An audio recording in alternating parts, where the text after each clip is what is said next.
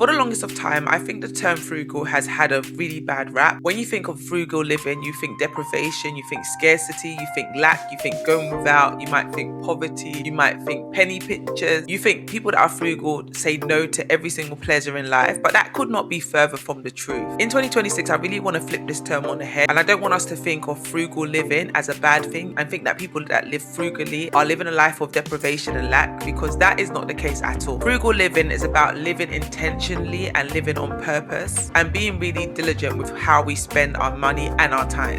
Hello and welcome to Not Another Money Podcast. Why is it called Not Another Money Podcast, you may be wondering?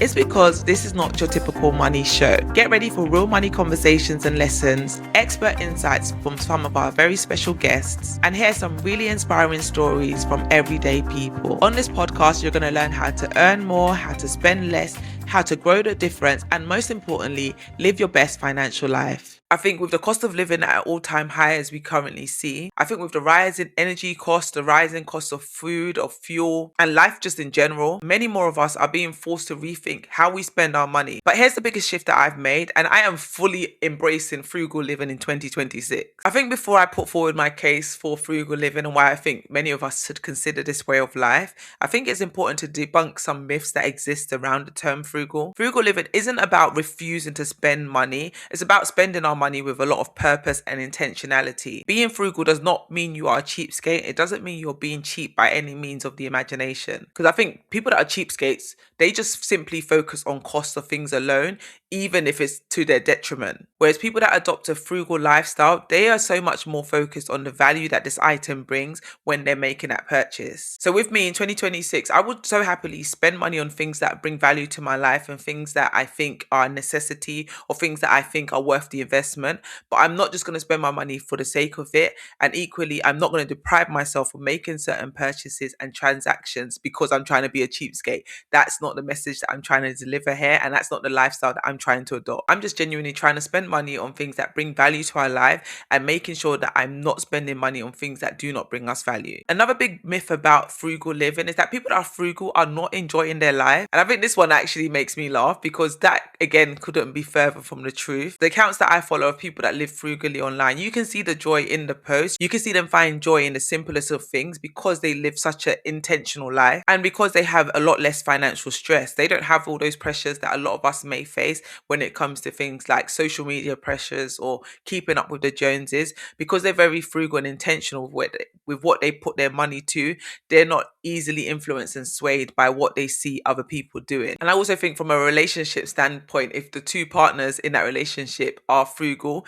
I think they will have a lot less money worries than a couple that doesn't adopt these frugal ways of living. And I think frugal people can get to enjoy life more because they end up having the means to do so because they're not spending their money on frivolous things or on things that don't align with their values and their priorities. Another big myth about being frugal is that frugal is only for people on the brink of poverty or for people that don't have the means to have a nice life. Again, I don't believe that this is the truth because just because you live a frugal lifestyle doesn't mean you don't have the means to live a more extravagant lifestyle. It's just a decision that you're making, which may not make sense to others, but when you know where you're going financially and the goals that you're pursuing and the things that bring value and alignment to you, then you can make those decisions with confidence, knowing why you're doing what you're doing. Being frugal definitely isn't a sign that you are failing financially. In fact, you can argue that a lot of times people that are frugal are the ones that end up winning financially in the long run. I'm not sure if you're familiar with the whole FIRE movement, but there's a whole movement online called the FIRE movement, which stands for Financial Independence, Retire Early, and it's all people that are in pursuit of financial independence as quickly as possible, and they adopt these frugal habits and frugal lifestyles in order to save as much of their money as they can towards their retirement. So it doesn't mean that they don't have means. A lot of times they probably have more money than somebody that is living an extravagant lifestyle, but because they're future focused, they're not spending their money in ways that don't align with where they're trying to go. So don't get it twisted. If you go on Instagram and just search frugal living, you can see loads of families and accounts of people that are living this frugal lifestyles, and they do not look like they're struggling financially. They just seem to live a life of more contentment. A lot of them are frugal by choice and not by necessity.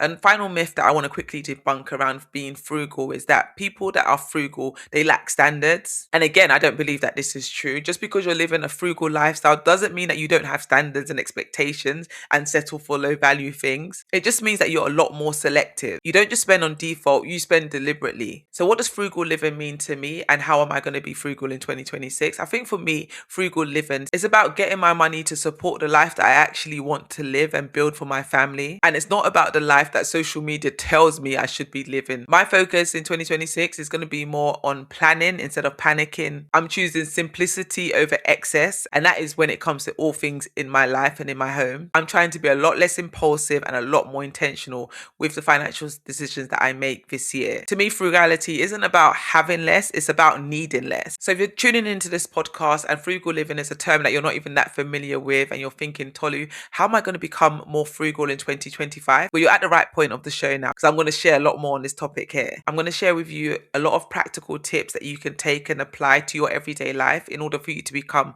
more frugal in 2026 and see your money working a lot harder for you than ever before. You don't have to take every single one of these tips and run with them and try and be the ultimate frugal queen or king in 2026 straight away. But what you can do is take a few of them and start applying them to your life, and you will see that over time, over the months, over the course of this year, your financial position starts to shift, and hopefully your mindset around money starts to shift too. Okay, so how are we going to be more frugal in 2026? The first thing we want to do is to know our numbers.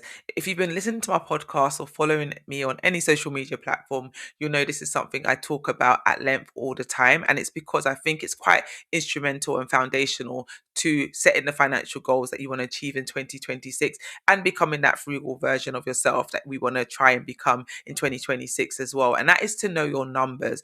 It's so important to create a budget and create a plan for our money in 2026, because I think that's something that frugal people do very well. They're intentional with their money and what they put their money to and how they spend their money. They don't just let money slip through their fingers. They have a plan for their money, and their money has a job to do, and that way the money is able to do the job well. When we don't have a plan for our money and we're not intentional about what we do with our money, that money just slips through our fingers, and we're left at the end of the month thinking, oh my gosh, my money has gone, but where has it actually gone? Frugal people, they get in front of their money and they make a plan for that money, and they're able to make great strides with their finances. So we really want to get on top of how much we have coming in and how much we have going out, and really looking at the budget categories and making sure they align with the values and goals that we're pursuing in 2026 and beyond. So have that plan, create that budget for every single pound and penny at the start of the month before you spend it, so that you're giving that money the right job to do, and you're being intentional about making sure that the money that you're spending is in alignment with your goals and your values and where you're trying to go. If you don't have a budget template that you are currently using, definitely check out my one in the description box below or in the show notes. That's the budget template that my family and I use to manage our finances on a monthly basis, and this helps us to understand where our money is going month to month and helps us to be very intentional with what we put our money to. So definitely 2026, we want to be more frugal. Get a budget, create a budget, and create a plan for your money. The next thing that frugal people do is they have a plan for their food. So yes, you've made a plan for your money, you set that budget category for your food expenses, but how much are you going to be spending on a monthly basis on food? This is where the meal planning comes into play. Frugal people don't just spend money willy-nilly when they're hungry, just go to the shop and spend cash. No, they create meal plans and they create a list and they stick to their list. So we want to make sure that if we're trying to be more frugal in 2026, we plan our meals. So what do I fancy eating for the month of February? Create that plan and write that shopping list and try and stick to that list when you go shopping, and actually create time in your week and your schedule to create those meals, because we want to be realistic with that meal plan, because if we're not realistic, the reality is we're not going to be able to execute on that plan that we've written. So if you're saying, for example, you're going to cook a meal that takes 2 hours to cook, but in the evenings after the school run, you only have half an hour between picking up the children from school and going to their next activity, then are you really going to have that time to create that 2 hour meal that you've said that you're going to cook and you've bought the groceries for? So we want to make sure that when we're meal planning, the plan actually makes sense and we have time in our schedule to achieve that meal plan. Otherwise, we're kind of setting ourselves up for failure, and we don't want to do that if we're being frugal. We want to be mindful of our time and make sure we are planning for that time and utilizing that time wisely. Another thing we want to do if we're really trying to be more frugal is shop our cupboards. So even before creating that meal plan, even before hitting the shops and saying, this is what I want to buy with my shopping list, make a list of what you have at home and think about what meals you can make with the food that you have at home. How many of us are guilty of going through the cupboards and seeing expired bottles and throwing out expired cans that you've had for years and years that you bought once upon a time because you had every intention of cooking something with it, but you never got around to using it? So before we start buying anything, we want to take stock of what we already have. So go through your cupboard and make a list of the ingredients that you have. Tools like AI are great for even coming up with more ideas. So you don't even have to get creative yourself. You can literally plug the ingredients that you have into a tool like ChatGTP, for example, and say, these are the ingredients I found in my fridge and my cupboard and in my pantry. What can I make with it? And it will give you recipe ideas. So now we don't even have to think for ourselves. We can literally use AI to our benefit in that way to come up with a meal plan so that we're not wasting the food that we have and we're being intentional again with using what we have and being more frugal. And the same rings true for other areas of our lives as well. So just like we're shopping the pantry when it comes to our food, we can also do the same thing when it comes to maybe buying clothes for the children. For example, your child has outgrown his or her clothes. Before heading to the shops and buying new clothes, if you have more than one of the same sex child, rather than buying new clothes, maybe look at clothes that have become small for the other child and hand them down. Hand me downs are something I grew up on and it didn't kill me. And it's something that I definitely embrace for my boys as well. So, yes, I've got 4 sons. So, rather than buying everything brand new each time for all 4, what I actually like to do is wash the clothes, set them aside, and then hand them down to the other child when it becomes their size.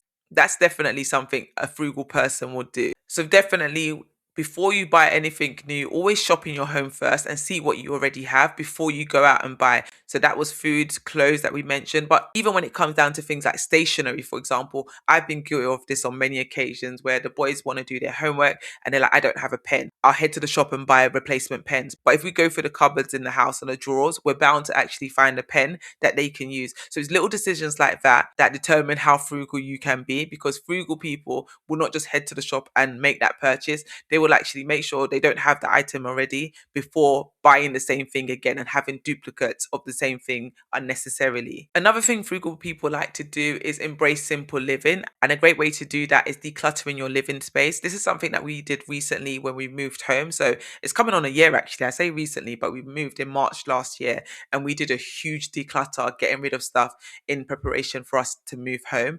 And it's something that I want to keep doing because I'm noticing as time has gone on and we've been in this new house, we're starting to accumulate things again. So decluttering is a great way to become more frugal and simplify your living space, because the less you have, the less work you have to do to maintain the home and the living space. A lot of physical clutter also is a reflection of mental clutter as well. So if we want to declutter our mind, it starts with decluttering our living space. So when you're decluttering your home, you really want to question, okay, does this item bring value to me? Is this item something I'm actually using? What does keeping this item do for my life and bring to my life? Because if it doesn't add value in any way and it's not useful and it's not bringing you any sort of peace, then it probably isn't worth the money and it's probably time to let it go. Another thing frugal people do without shame is they embrace buying things secondhand. Secondhand is not something that we should turn our nose up to, and it's not something we should look down on other people for doing and buying, because buying secondhand, not only is it very sustainable and great for our environment, a lot of times you're also able to get quality items at a fraction of the price. One of the best blazers that I own is a blazer that I bought probably about 12 years ago now, and I bought it from the charity shop and I couldn't have paid more than probably around £15 for it. Even to this day, if I dust that blazer off and I wear it out, somebody's going to say to me, oh my gosh, where did you get your blazer from? Because it's that much of a nice statement piece, but you would never know and believe that I got it from the charity shop. The quality is second to none. And it's nothing like the fast fashion stuff that we're buying these days on, I'm not going to name any retailer stores. You know who they are. You can write them in the comment section below. But the quality that you get in the charity shops a lot of time is so much better, and the price is also so much better. People that are frugal, a lot of times they don't have no shame in negotiating. They don't have no shame and they don't mind negotiating on prices. From their insurance to their broadband to their mobile phone contracts, they do not mind negotiating to make sure they are getting the best price for that service. Because let's be honest, the reality is loyalty hardly ever pays, because a lot of times we are loyal to our suppliers, but they are not loyal to us in the same way. I remember years ago now, I had to leave EE because I was trying to get a discounted rate and I was trying to negotiate, but they were not having any of it and they were not budging on the price, which was surprising because before that, every 2 years, I was able to negotiate a great price. But on this occasion, I just must have come across a not so very helpful customer service representative who was not willing to budge on the price for my contract. So I took my services elsewhere. As much as it was an inconvenience moving, by doing that, I was able to save myself a considerable amount on my monthly mobile phone contract, and I haven't looked back since. So definitely, if you want to be more frugal in 2026, we want to make sure that we are negotiating on price of every service that we are getting. And even when it comes to products too, there's no shame in negotiating and seeing if you can barter for a better price. Another frugal habit that would be great to adopt in 2026 is using reward sites and cashback apps regularly. Now, this is something I've made a commitment to myself to make sure I do in 2026 all the time. It's something that I've done over the years sparingly, but it's not something I've done religiously. But I've told myself 2026, I'm not leaving money on the table. I am getting my cash back where it's available. And so this is something that you can do across so many retailers, whether it's clothes, whether it's shoes, whether it's travel, insurance, across so many categories. There's so many different cashback websites that you can use and apps as well to make sure you are saving money on every transaction that you are making. This is a frugal habit that everyone should adopt, whether you're frugal or not, because it's your money. Why not keep more of it if you can? I've signed up to so many cashback companies now and I use them when I'm shopping in the store and I feel no shame. I remember when I first started using the cashback apps, I was like, oh, this is so embarrassing because you have to like buy gift cards to get the cashback on the gift card and then make a purchase using that gift card that you've purchased. But it's a bit fiddly because you can be at the store going on your way to the cash register, then you have to quickly buy a gift card for the amount of your transaction so that you can get the instant cashback. So there is a bit of friction in getting that cash back. It's not the same as if you just went to the shop and tapped your card and paid. So it can be a bit of a tedious process, but that little bit of uncomfortability, buying that gift card and going through all of that hoo-ha to get your cash back might seem like a bit of friction at the beginning, but it's worth the trade-off for the money that you are saved and the cashback that you are able to build over the years. Just by me using cashback over the last few years, I probably made close to £1,000 in cashback savings, and that's without me being consistent with it every single year. In 2026, I want to make sure that I am getting as much cashback as I can across every transaction I make. So before I pay for anything, before I make any kind of transaction or purchase, I want to make sure that I'm checking to see if number one, there is cashback available, and number two, I'm also checking for discount codes. I'll share a link in the show notes to all my favorite cashback apps and sites that I currently use. So you can sign up for all of them, use my referral links. A lot of them give you sign on welcome bonuses as well. So you can get £10 after you've earned your first cashback, or you could get £20 or £5. It all varies depending on the cashback company that you're using. But the main thing is in 2026, let's stop leaving money on the table and claim all the cashback and all the rewards that you possibly can. Another frugal habit I'm going to adopt in 2026, and I implore you to try and do the same, is to save on energy costs around your home. I've done a few posts on my YouTube channel and on my blog posts about different ways to stay warm in the winter time, but I can honestly say there are times where I don't take my own advice. So things like making sure all the lights in the house are turned off, making sure all the plug sockets that are not being used in the house are turned off. Little decisions like that might not seem much in the moment, but actually over the course of a year, it can lead to big savings on your energy costs. So if you're not using it, why is it still plugged in? Why is it turned on? You're downstairs in the living room, but the light upstairs in the bedroom is on. That is a waste of money. Anytime you're not using it, but you are using it, you are wasting money. So the light is on upstairs, but you're downstairs, you're wasting money having that light on unnecessarily. Things like washing laundry during the daytime when it's peak tariffs, when you can do it at a different time when the tariffs are more favorable. So just looking at the best time to actually do your washing, when it's the cheapest time to do the washing, and doing it at that time as opposed to when it's a convenient time for you. So just little decisions like that and adopting more frugal ways of being and thinking will have a great impact on your finances over the course of 2026 if you stick to it and you're consistent with your routine. Another great way to be more frugal in 2026 is to DIY where you can. Where you can learn to do something yourself, do it yourself because it will save you so much money. One thing I love to DIY is my hair. One reason I do it is because of the finances that I save, but also because I don't trust people with my hair. And I've had too many bad experiences at hairdressers in the UK. So now I'm just like, do you know what? You guys keep your hands out of my head. I will just do my own hair. So that is something that I do, not even so much to be more frugal, but it's a byproduct of me making that decision to do it myself that I save so much money. So do your hair yourself if you can, even doing your makeup yourself for nights out as opposed to paying someone to do it, or doing your nails yourself. Self-care basically, but DIY. Instead of paying someone to mow your lawn and clean up your garden for you, you can do it yourself and save yourself so much more money. So just learning to DIY where you can and where it makes sense.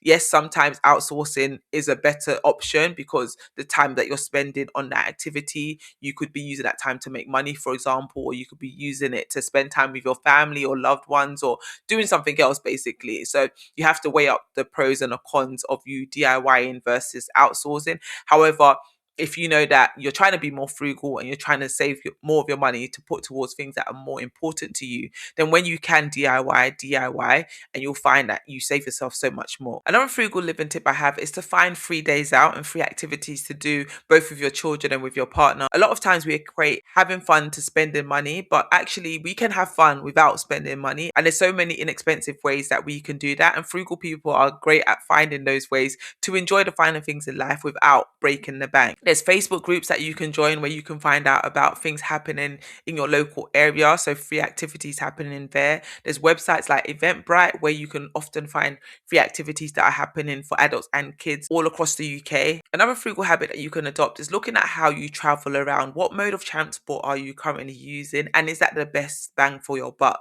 So for example, if you're somebody that gets Ubers a lot and you take cab every time you go on a night out, maybe sit down and take a moment to think about whether that is the best use of your time and your finances. So yes, it's convenient for you to book a cab and get picked up from your house and dropped at your destination. But the money that you're spending on that taxi trip, maybe use half that money to get on the train instead, or even a quarter of it to take bus to your destination and set out a little bit earlier, and maybe take your laptop with you and you can do work on the way so that the time isn't being wasted. You're still using that time, but you're doing it in the most cost effective way. Another frugal way of living would be to make your own food for work. So a lot of us now work from home, thankfully, but for those of you that do go out to the office, are you still buying lunch on the go, or are you taking food from home? Because if you are still buying lunch every day, it's something that is definitely going to eat into your finances, and that money could definitely go towards other financial goals and other things that are more valuable to you and to your future.